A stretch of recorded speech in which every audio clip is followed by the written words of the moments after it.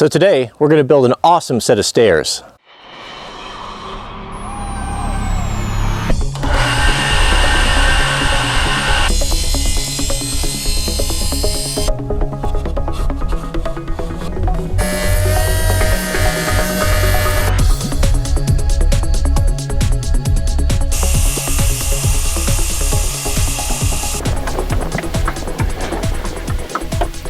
So here's what I came up with. This is not necessarily the best way, it was just the way that made sense to me, and there's kind of a method behind the madness I'll share with you here when we put them together. But I've got these mortise, this is either the riser or the, what do they call this? The riser or the stringer? I forget. I don't know, maybe you can tell me, I'm not sure of the exact terminology. We'll call it the stringer.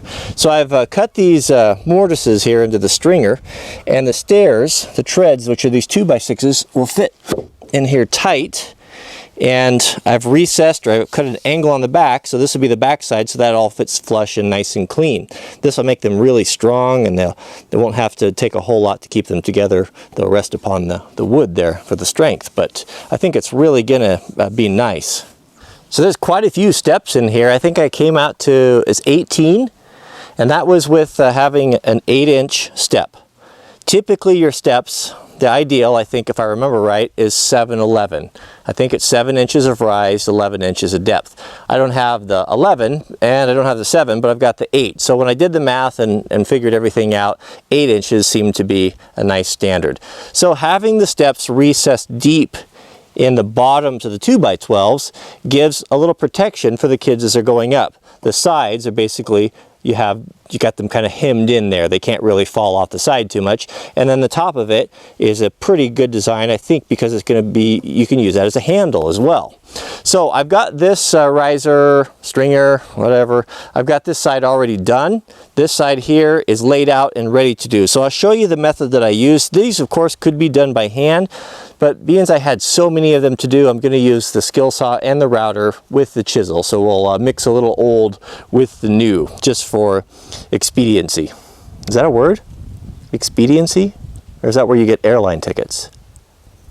Yeah, I wish Mrs. Wranglerstar was here to ask. So to speed things along and get a little bit of consistency, I made myself up a little jig here. Because I'm using it on the other side, I'll have to flip it over. But I remember the squangle there that I used to determine the angle of the steps to the stringer. I'm gonna keep that because I keep going back to it because that's my standard, that's my benchmark. So I got a little piece of plywood and a little piece of 1x here. So we'll screw these in here, and I'll show you how this works here in just a second. I know I've said it a million times, but I'll tell you what. These Makita lithiums, they are, without a doubt, the finest drill I have ever used. So here's how the jig works. It's going to hold this angle for me. I can slide it over, line up my saw, because I'll be using my saw to cut all the marks on the side of the, actually it's not mortise, I think this is more of a dado. And then I'll run it along here and it'll give me a nice straight, clean edge to cut. I'll stop short of the line, we'll finish the center with the router, and then the outside with the chisel.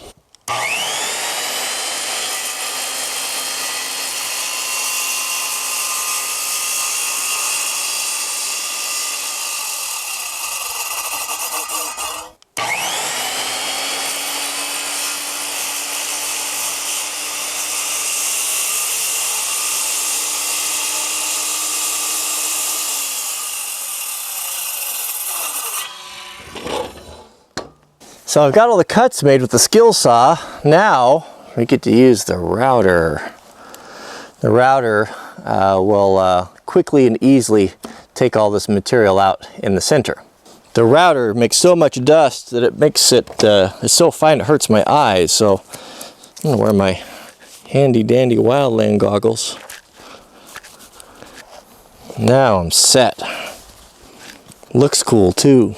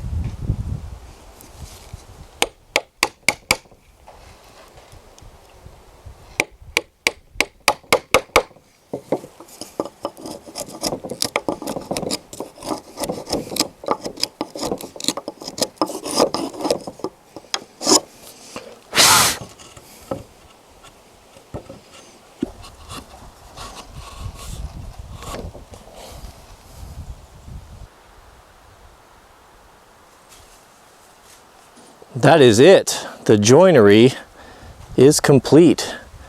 Boy, that is a time-consuming job there. That's a lot of steps. Maybe too many. Everything went really well. Messed up one spot. I hit this knot and the router got away from me and just went bonkers. That's the good and the bad with the power tools, is they do increase production for sure, but boy, when they go bad and get away from you, they certainly do. But the rest of them are okay. So again, like my dad always said, you strive for perfection and you end up with mediocre. Not the truth. I'll tell you what's not mediocre though. Look at Mount Fuji today. Boy, she's beautiful. One last thing that I did notice I'm going to have to do. See that bolt right there?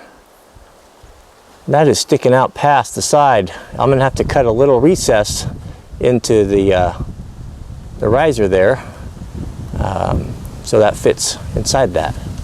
So let's do that now.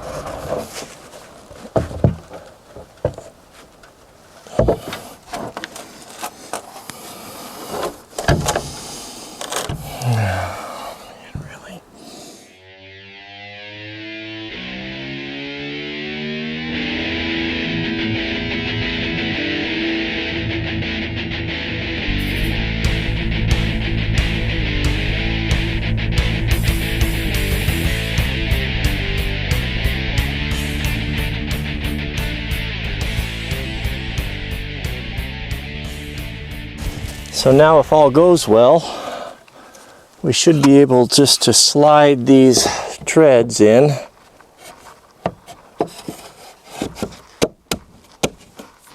Like this.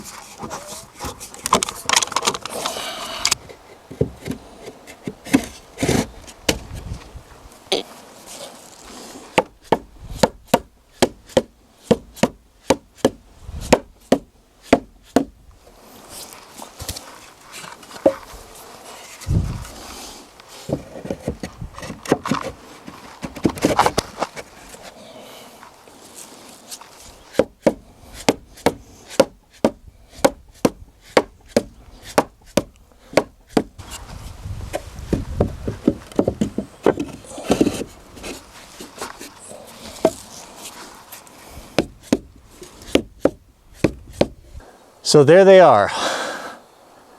This was a log 4 days ago, and now it's something useful for the family and something the kids will enjoy, and something I'm really proud of. Something I'm not proud of is I had to do some surgery on the tree because of my poor planning. Yeah, that happens. And I was reluctant to show this. I thought, well, I think I'll throw a shirt or a sheet over that or something so I have to deal with all of the hate. But you know, the bottom line is that I do the best I can.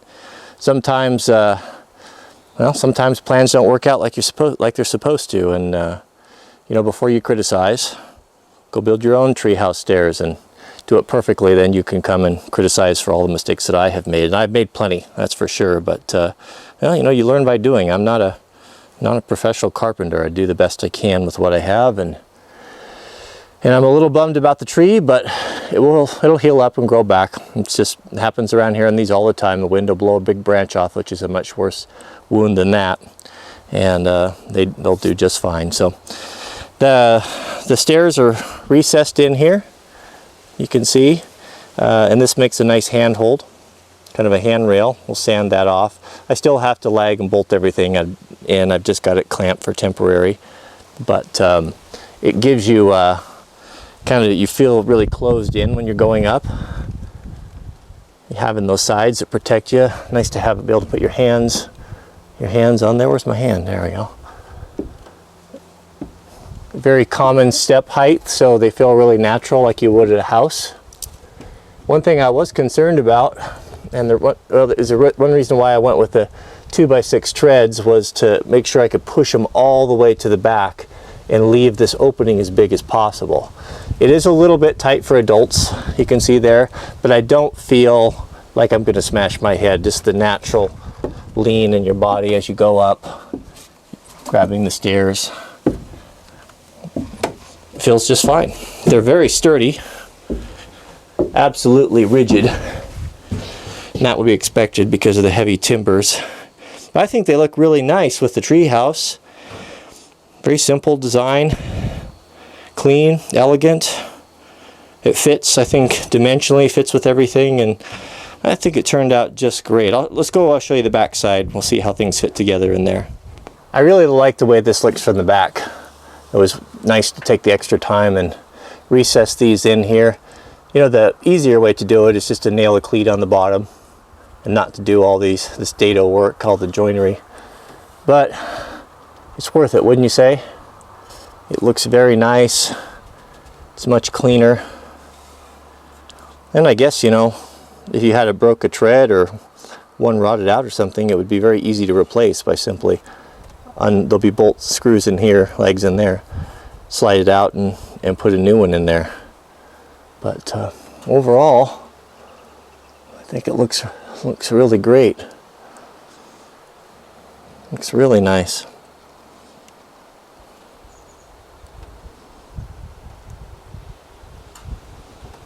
So in closing, I'd like to just offer my appreciation for all of you subscribers that have been so supportive and helpful in this project and videos and running of the channel. I really do appreciate that, and I feel very blessed to be able to bring these and to do this and bring these to you.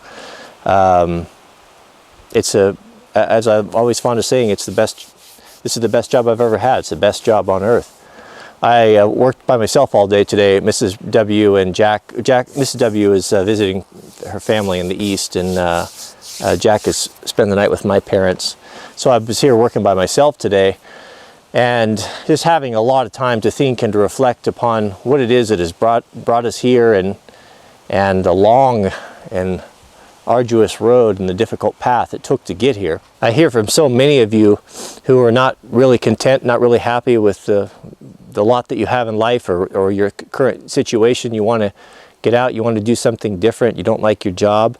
And I just want to encourage you to hang in there, because, you know, the thing about it that we don't realize is that, what I didn't realize until just recently, is that God had been planning to make this place available for us many years ago. Put the plan into play before I even knew that there was a plan. And I can say the same for you, is that if you really resolve to make a change in your life, and to partner with God to change your circumstances, He will already, if He hasn't already, start directing your path, start opening up doors, start preparing the place for you, and the job for you, and the family for you that you could only dream of. I guess the most important thing to remember is, no matter where you're at, wherever your circumstances are, how much you dislike it, hang in there. Hang on and fight through it. And just keep your eyes focused, keep your eyes on the prize, on the goal. And you'll be amazed 18 months, 2 years from now, how different your circumstances can be, how different your life can be. I know there's a small subset of subscribers that don't like to hear any type of talk like this, don't want any religion, but you know what? I will not be the guy that is ashamed of my faith, ashamed in Christ. I'm not going to be that one. God told us what?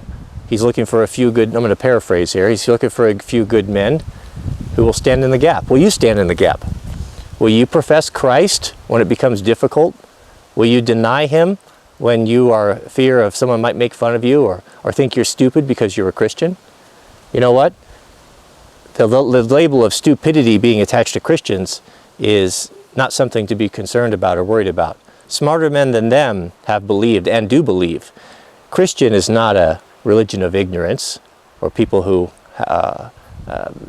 deny the facts. All of nature, everything that we see, everything that we touch, testifies to the greatness and glory of God, and only works to corroborate what is found in the scriptures. So those who, anyway, be brave. Be brave. Don't be the person at the end of time that was ashamed to stand up for Christ, because it isn't going to be me, and I hope it isn't going to be you. So hang in there. You'll get there. Hang in there. We'll see you guys on the next video.